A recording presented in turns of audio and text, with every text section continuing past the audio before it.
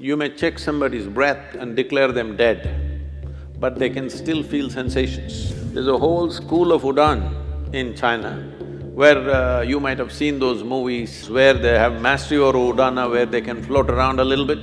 There are yogic practices to activate this. If jnana recedes, even when you're alive, body will begin to rot. There are certain types of snake venoms which can do this. This is the reason why in this culture you have rituals running up to 14 days.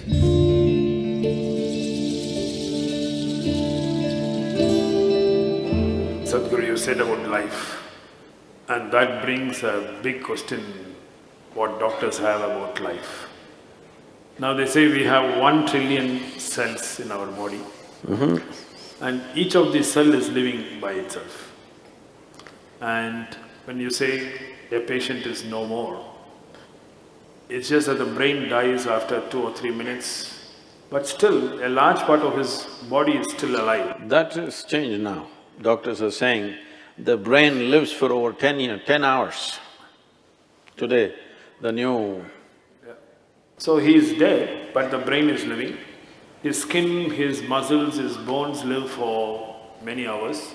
So we have said he is dead, but a large part of his body is still alive. So, and these cells, even when after the patient is dead, you take these cells and… Those of you who are all shaving every day, even after you're dead, we still have to shave you, you know this. Yeah, the hair grows. That is why I'm ready, you know. Now, you asked why if somebody is dead, still some of the cells are active. It has been recorded up to 10 hours, there is a lot of activity, and actually the brain goes into a certain level of activity and produces certain very surprising elements in 10 hours after somebody is medically dead.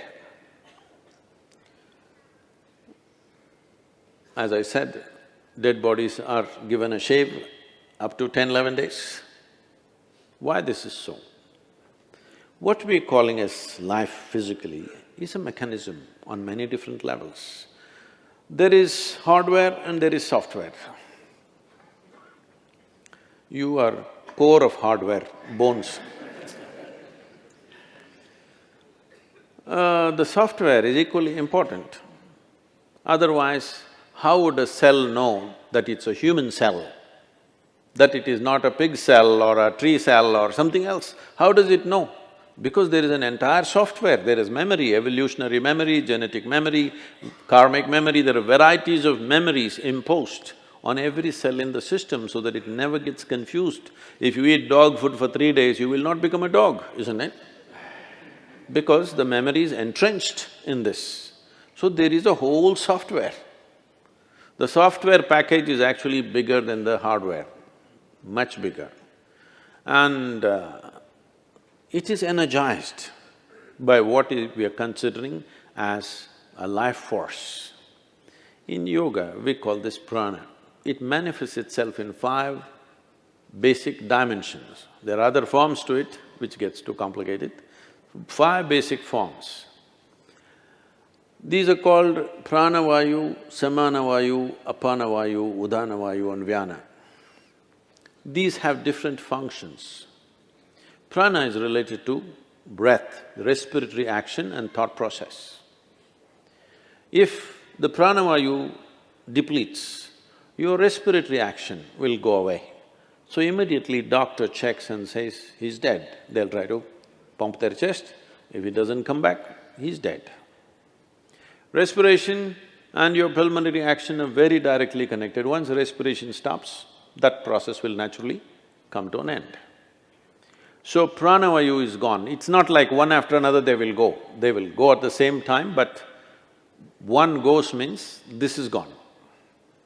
If samanavayu goes, this is in charge of generating heat in the system. So once samanavayu starts receding, the body starts getting cold and it also starts becoming stiff. Once apanavayu starts receding in a major way, then the sensory aspect of it, we must understand this. You may check somebody's breath and declare them dead, but they can still feel sensations. There have been any number of cases where people get terrified because a dead body moves a little bit. This has happened again and again, many times. That when he's been medically declared dead, there are twitchings in the body that happen in a very mild way because the sensory activity is still on. Still, life is not fully convinced that it's finished. It is still making an effort of its own. When Udhana Vayu goes away, then the buoyancy is gone. When I say buoyancy, see, you may weigh 70 or 80 or whatever number of… I'm sorry, maybe you weigh 50 or 55 kilograms. Whatever is your weight, you don't… let's say you're very happy and alive right now, you don't feel 50 kilograms on you, isn't it? Hello? It is there. If you stand on the scale, it is there. But when you walk, it is not there, simply because this udhana creates a buoyancy. It makes you less available to gravity. There are yogic practices to activate this. There's a whole school of Udan in China, where you might have seen those movies, Hollywood movies, what is that? Crouching Tiger, something. What? Yes. So these are Udan schools where they have mastery over Udana, where they can float around a little bit. Well, little exaggerated in the movies, but becomes lighter, more buoyant body. For a martial arts fighter, to be buoyant is important. There have been many cases where certain ballet dancers and martial arts experts have shown what is physically not possible they have done by leaping up to heights which all physicists believe is simply impossible. But they've gone beyond that level simply by creating more buoyancy. So Udhana is in charge of buoyancy. Once Udhana starts receding, suddenly body becomes heavy. Always it was the same weight. Weight does not increase, but you can feel the weight much more simply because Udhana is gone. This, doctors may know, maybe doctors don't do it, the people who work in the hospitals may know, carrying a live person and a dead person, there's a big difference. Simply because Udhana is gone, there's no buoyancy. The fourth dimension is called Vyana. This is preservative in nature. If Vyana recedes, even when you're alive, body will begin to rot. There are certain types of snake venoms which can do this. If they bite you, you will not die, but literally parts of the body will start falling apart simply because Vyana will recede and it will start falling apart. So, once Vyana recedes, the rotting process will begin. There are systems in yoga where we want all the seven to go reasonably together, within 1.5 hours we want it to go. In normal death, depending upon the age of a person, how vibrant a particular body is, it may take a long time. When I say long time, up to 14 hours it may take. Vyana may take up to 14 days to leave.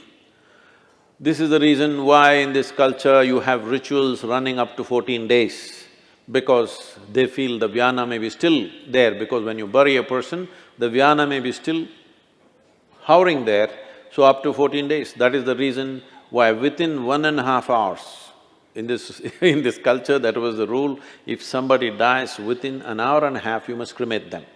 But then mistakes happened. When they were still alive, somebody put them on the funeral pyre, so they stretched it to 4 hours. Within 4 hours, you must cremate. But today, there are issues, all kinds of issues about it. So, people are waiting for 1 day, 2 days, daughter is in America, she has to come, she'll come after 3 days, and they will wait. But the idea is, for the one who is dead, we must understand this. You don't diagnose people as dead, you declare them dead, right? There's a difference.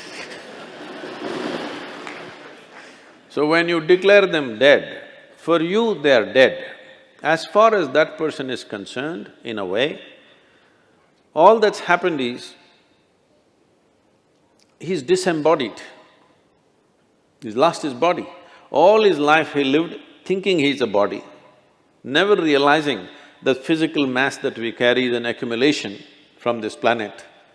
He never realized that. When suddenly he slips out the body, he tends to hover around the body because he's lost his discriminatory intelligence. Once you leave the body, the discriminatory intellect is not there, so this tends to hover around that body. So in this culture we said, the moment we are sure that somebody is dead for sure, you must immediately cremate them, because it's good for that dead, so they know the game is up. And it's also good for the living. You will see, if somebody very dear to you is dead and their body is here, you keep on hallucinating. Maybe they're just sleeping, maybe they will sit up, maybe some miracle will happen, maybe something else will happen, this will go on unnecessarily. You will see people are crying and big emotional drama is happening, but the moment you cremate them, you will see everybody become silent. Have you noticed this? Always. Because now everybody knows the game is up. It's for the living and for the dead. So about life leaving the system, it is so entrenched. It is not something, poop, it'll go away like this. In stages, it goes away. Because it's in stages, it came in. It's in stages, it'll go away.